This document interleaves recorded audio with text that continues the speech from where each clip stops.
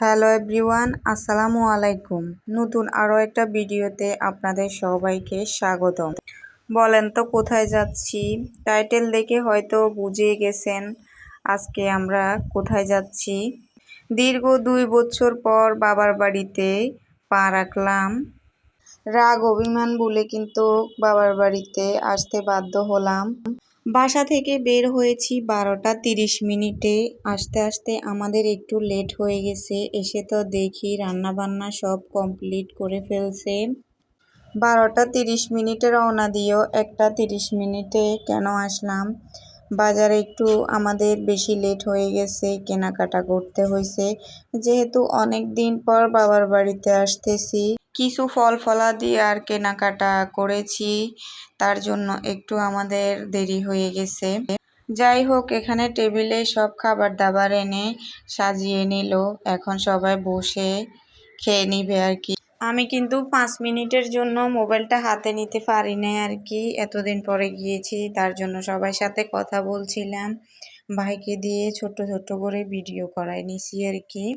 একবার ভাবছি যে আমার বাবার বাড়ির ভিডিওটা আপনাদের সাথে শেয়ার করব না, আবার ভাবতেছি যে না, শেয়ার করব। এসব বিষয় ক্লিয়ার করা ভালো। এখন এত আয়োজন কি শুধু আমাদের জন্যই করা হয়েছে? ছোট ভাইকে সুন্নত করানো হয়েছে রমজানের মধ্য দিয়ে। আর যেহেতু আম্মুরাও এখন বাড়িতে থাকে না, ঈদ উপলক্ষে বাড়িতে আসছে, আর আমরাও যেহেতু যাব, সে উসিলাতে আমার নাকি চাচাদেরকেও দাওয়াত দিছিল আর কি। ওনারা প্রথমে বলছিল যে আসবে, তার জন্য সে অনুযায়ী বাজার সদাই করা হয়েছে, কিন্তু পরে আসে নাই।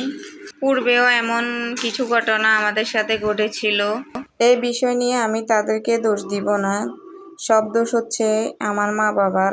আসলে এরাই নির্লজ্জ। আর যদিও নির্লজ্জ না হয়, তাহলে অপমানিত স্থানে তারা বারবার যেত না। যারা তাদেরকে মূল্য দেয় না, তাদের কাছে বারবার মূল্য খুঁজতে যায়। নিজের মেয়ের বেলায় আসলে তখন তাদের দেমাগ বাড়ে। এখানে পরের দিন দুপুরবেলা দাদু কচু শাক পাঠাইছিল। আমি কিন্তু কচু শাক অনেক বেশি পছন্দ করি, এটা হয়তো আমার দাদু জানে।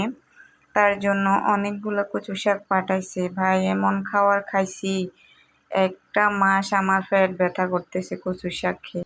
আর আমিও যেটা সামনে পাইছি সেটা মুখে দিয়ে ফেলছি। ধরেন কোনো নিয়ম কানুন নেই খাওয়ার দাওয়ার। আর অনেক সময় দেখা যায় নিয়ম কানুন না থাকলে আপনার পেটে সমস্যা করে। আমারও তাই হয়েছে আর কি, নিয়মের বাইরে খেয়ে ফেলছি হয়তো। তারপরে বিকালবেলা একটু বাইরে গিয়ে বসলাম ছোট ছেলেকে নিয়ে। তো বিকালবেলা কিছুক্ষণ বাইরে আড্ডা দিলাম বাচ্চাদেরকে নিয়ে, এদিকে সেদিকে হাঁটলাম। অনেক দিন পর আসলাম এই জায়গাগুলোতে, আমার অনেক স্মৃতি আছে। এখানে বসে আমি বেশিরভাগ আমার হাজবেন্ডের সাথে কথা বলতাম, ও যখন বিদেশ ছিল। এগুলো আর কি আসলে মিস করি। বাবার বাড়ি অনেক মিস করি, হয়তো অনেক রাগ, তার জন্য হয়তো যাই না আর কি। শ্বশুর বাড়িতে গিয়ে শাশুড়ির কাছে তোরা বদনাম করেছিলি, তোদেরকে বলতেছি, তোদের মুখে কুকুর দিয়া না, আর কিছু বললাম না, আইডিতে ওয়ার্নিং চলে আসবে। এখন তোদেরকে বলি, আমি তো আমার বাবার বাড়িতে 8 বছর ছিলাম। তোরা 8 দিনও টিকতে পারবি না আমার জায়গায়। সব কিছুতেই ধৈর্য লাগে, বুঝছিস? ধৈর্য। আর একটা মেয়ে চাইলেও সারা জীবন বাবার বাড়িতে থাকতে পারে না। আমার ছেলে সুন্দর একটা ভবিষ্যতের কথা চিন্তা করে আমি বেরিয়ে আসছি। তো রাতের খাওয়া দাওয়া করার জন্য হাজবেন্ডকে বসাই দিলাম। এখানে শুধু গরুর মাংসটা নতুন করে রান্না হয়েছে, আর বাকি সবগুলা কিন্তু প্রথম দিনের। এখানে ধরেন ডিমটা, তারপরে আর দধি, এগুলা হচ্ছে নতুন। আর সবগুলা কিন্তু প্রথম দিনের, যেহেতু অনেক এস্টিমেট করা হয়েছে, আরও বাকি মানুষের জন্য আসে নাই।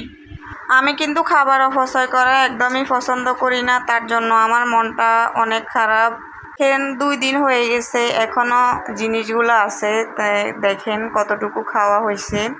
যাই হোক, যাদের দ্বারা আমাদের খাবারগুলো নষ্ট হয়েছে, তাদের কোনো ভালো মন্দতে যেন আমার মা বাবাকে দাওয়াত না দেওয়া হয়, কারণ তারা তো নির্লজ্জ, চলে যাবে।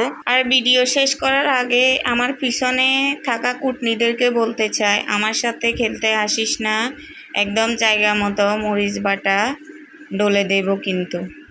আল্লাহ হাফেজ।